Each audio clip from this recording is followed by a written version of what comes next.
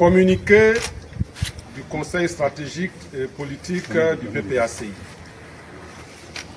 Sur convocation et sous la présidence effective de son Excellence M. Laurent Gbagbo, président du Parti des peuples africains Côte d'Ivoire, PPACI, le Conseil stratégique et politique, CSP, élargi au président des organes centraux du parti, s'est réuni ce mercredi 15 octobre 2025 en séance extraordinaire au cabinet du président du parti, César Toban, de 12h à 14h. L'ordre du jour a porté sur l'analyse de la situation politique actuelle en Côte d'Ivoire. Notre pays, la Côte d'Ivoire, est actuellement secoué par une grave crise préélectorale.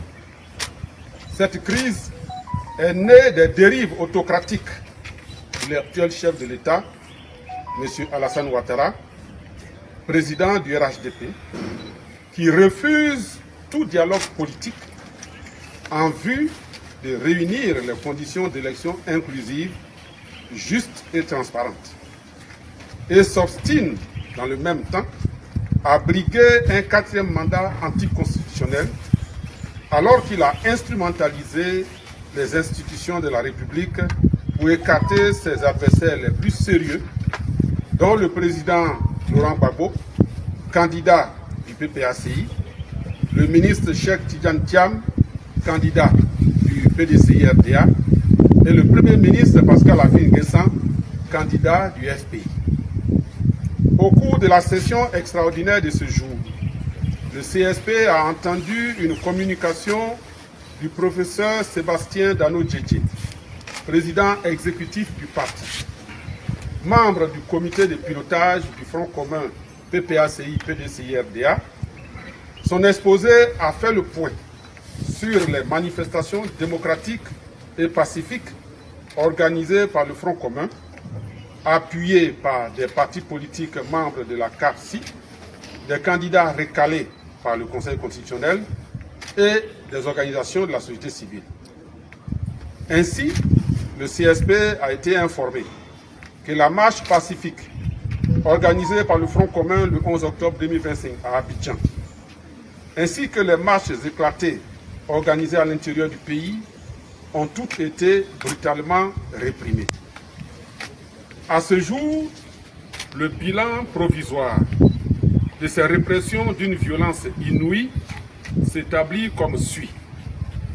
2 personnes décédées, à savoir un bébé de 2 ans qui a été étouffé par les gaz lacrymogènes d'une grenade lancée par les forces de l'ordre dans une cour dans le village de Abié, dans le département d'Atsopé. Le jeune Alouan Ernest, atteint au cou d'une balle tirée par les forces de l'ordre, est décédé quelques heures plus tard sur la table d'opération. Précision importante. Contrairement à ce qu'affirme le communiqué précipité de la police nationale, le meurtre du jeune Alouan Ernest n'est pas le fait d'individus non identifiés. Les faits se sont produits sous les yeux des populations du Bonois.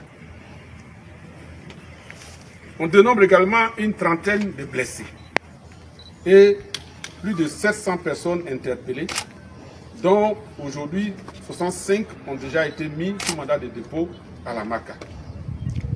À cela, il faut ajouter les attaques perpétrées dans les domiciles et les multiples tentatives d'enlèvement des cadres de l'opposition. Aujourd'hui même, c'est mercredi 15 octobre, au moment où le président Laurent Gbagbo présidait la réunion du CSP, l'on a constaté un impressionnant dispositif des forces de l'ordre qui a été dressé autour de son cabinet.